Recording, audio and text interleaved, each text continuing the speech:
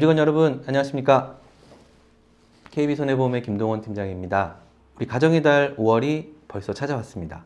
따뜻해지는 날씨 탓인지 우리의 옷도 가벼워지고 또 기분 또한 홀가분해지는 그러한 계절이 시작된 것 같은데요. 5월은 더욱더 행복한 일들만 가득하시길 기원하면서 오늘 영상을 맞이해 볼까 합니다. 이렇게 날씨가 풀리면 우리가 가장 조심해야 될 게 뭐가 있었죠? 맞습니다. 바로 졸음운전입니다. 우리가 항상 주의를 잘 살피면서 안전운전 하시길 제가 간절하게 바람하면서 오늘 영상 준비했으니 잘 시청해 주시길 바랍니다. 자, 그럼 이달의 핫 이슈 첫 번째입니다. 바로 우리 불법 주정차 금지 단속 이슈입니다. 지난 4월부터 전국적으로 대대적인 집중 단속에 들어간다고 뉴스라든지 여러 대중매체에서 엄청나게 알리고 있는데요. 자, 그럼 과연 어떤 금지구역이 있을지 한번 알아보도록 하겠습니다. 그 첫 번째, 우리 소화전 주변의 주정차 금지입니다. 주정차 금지 교통안전 표지판이 설치되어 있거나 혹은 적색 노면 표시 소화전 주변 5m 이내에 주정차를 할 경우 과태료가 부과됩니다. 자, 두 번째, 교차로 모퉁이 주정차 금지입니다. 우리 주정차 금지 규제 표시 또는 노면 표시가 설치된 교차로의 가장자리나 도로의 모퉁이에 주정차 할 경우에 과태료이니까 기억해 주시고요. 자, 세 번째, 버스 정류장 주정차 금지입니다. 정류소 표지판이 있다거나 좌우 및 노면 표시선이 10m 이내에 주정차를 했을 경우에는 과태료 대상이니까 잊지 마시고요. 네 번째, 횡단보도 주정차 금지가 있습니다. 횡단보도 위나 정지선을 침범해서 주정차를 할 경우 과태료이니 조심해 주시기 바라겠고요. 다섯 번째, 어린이 보호구역의 주정차 금지입니다. 초등학교 어린이 보호구역 주 출입문 앞 이런 주정차 시에는 과태료 부과 대상이 되니까 필히 좀 잘 기억해 주시기 바라겠고요. 마지막 여섯째는 우리 사람이 보행하는 인도에서의 주정차 금지가 있겠습니다.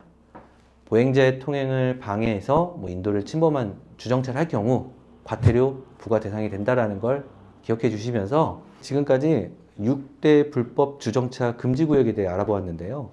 우리가 화면에서 보신 것처럼 과태료 또한 승용차는 4만 원, 승합차는 5만 원으로 적지 않은 금액이다라는 걸 알 수 있었습니다. 특히나 우리 소화전 주변 같은 경우는 말씀드렸던 과태료의 2배가 부과되고요.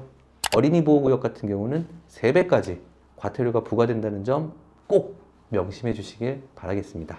그리고 요즘은 단속 카메라뿐만 아니라 시민들 제보도 엄청 많기 때문에 각별한 주의가 필요할 것 같은데요. 저 김 팀장의 사례를 하나 말씀드릴게요. 얼마 전에 밥을 먹으려고 식당에 갔는데 우리 식당 사장님께서 주차하라고 안내한 곳에 주차를 제가 했는데요. 그 주차했던 지역 그 주차 공간에 제 차가 이 보행도로를 조금 침범했다는 이유로 과태료가 부과된 적이 있었습니다. 제가 너무 억울해서 살고 있는 지자체에 연락해서 이거 너무 부당하다 이렇게 이야기를 했는데요. 시에서 돌아온 말이 그렇습니다. 본인들이 단속을 했다라면 경위서라든지 어떤 서류들을 좀 작성해서 전달해주면 정상 참작을 좀 해보겠다고 할 수 있겠으나 이 부분은 시민이 신고를 한 건이기 때문에 본인들이 과태료 부과를 하지 않았을 때에는 반대로 그 제보한 시민한테 사유서를 고지해야 된다고 하더라고요. 그러면서 이제 좀 난색을 표하면서 어쩔 수 없이 좀 과태료를 내야 된다라고 했던 경험이 있는데요. 이처럼 우리 시민들의 제보는 한 채 양보도 없다는 점을 꼭 인지하셨으면 좋겠습니다. 우리 임직원분들께서 다 같이 힘을 합쳐 주신다면 적지 않게 부과되고 있는 이런 과태료 건수들이 줄어들 거라고 보여지고요. 더욱더 나아가서 0건까지도 기대해 볼 수 있는 그런 날이 오지 않을까 합니다. 제가 함께 여러분들을 응원하도록 할 테니까 다 같이 애써 주시길 바라겠습니다. 자, 그럼 과태료에 이어 두 번째 핫 이슈 전달해 드리겠습니다. 이것도 마찬가지죠. 우회전 통행 집중 단속입니다. 마찬가지로 지난 4월 20일부터 전국적으로 대대적인 단속을 실행하고 있는데요. 얼마 전에 제가 이거 우리 채널에서도 다뤄보았습니다. 운전을 하는 저 또한 지금도 우회전 통행 방법에 익숙하지 않은 건 사실이긴 합니다. 저도 요즘 굉장히 좀 많이 신경을 쓰면서 운전을 하고 있는데요. 다들 이 우회전을 하는 이 운전 습관 꼼꼼하게 잘 챙기셔서 잘못된 통행 방법으로 적발되지 않으시길 바라겠습니다. 자, 그럼 어떻게 통행을 해야 되는지 영상으로 한번 만나보겠습니다.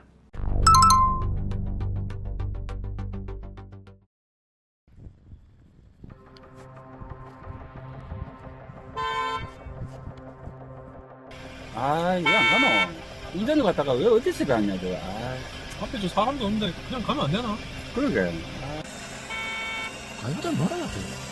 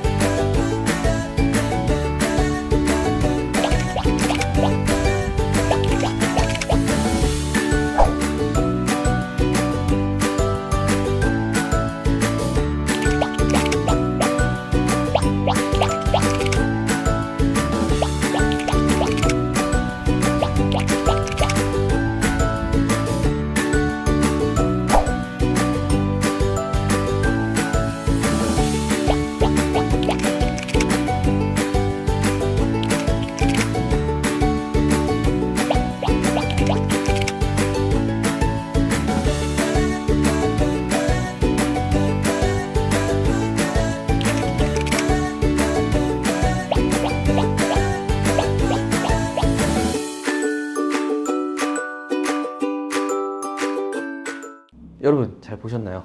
제가 이렇게 영상을 몇 번 보다 보니까 일단 가장 중요한 건 정지인 것 같습니다. 예외를 두지 마시고 뒷차가 아무리 뭐라고 하던 우회전하기 전 단 1초만이라도 차량이 완전한 정지를 한 후에 출발하는 습관을 들이시면 절대 단속에 적발될 일은 없을 것 같습니다. 꼭 기억해 두시길 바라겠습니다. 자, 이달의 핫 이슈 마지막입니다. 바로 12대 중과실 사고건입니다. 제가 우리 채널에서도 여러 차례 강조를 드리면서 우리 유튜브 채널에도 이런 심화된 내용을 다뤄봤던 적이 있었는데요. 정말 거듭 강조드려도 부족함이 없는 이슈라고 생각이 들어서 오늘 다시 한번 강조드리려고 합니다. 12대 중과실 사고는 어떤 게 있었는지 한번 알아볼까요? 첫째, 신호위반 사고. 둘째, 중앙선 침범 사고. 셋째, 속도 위반 사고.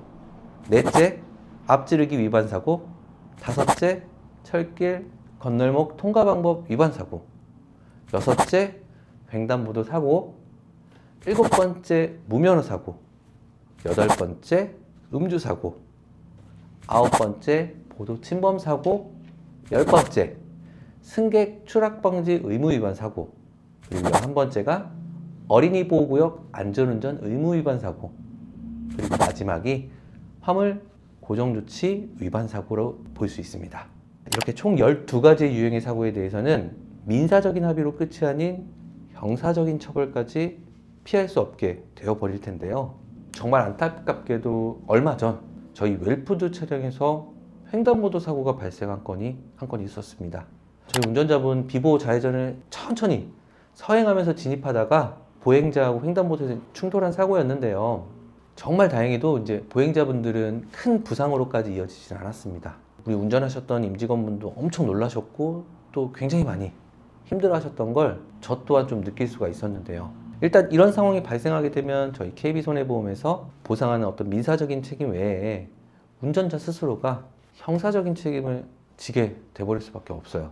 일반적인 시민들이 뭐 경찰서와 같은 기관을 방문하는 것 자체가 정말 굉장한 중압감으로 다가오기도 하고요. 또 심리적 압박을 많이 느낄 수밖에 없는 게 현실인데요. 여러분들, 이러한 일이 벌어지지 않도록 각별하게 정말 특히나 이런 12대 중과실 사고가 날 수 있는 것들은 한 번 더 주의하면서 운전해 주시길 부탁드리겠습니다. 이런 경우 형사적 책임에서 경제적인 고난을 받기 위해서는 필히 운전자 보험이 필요합니다.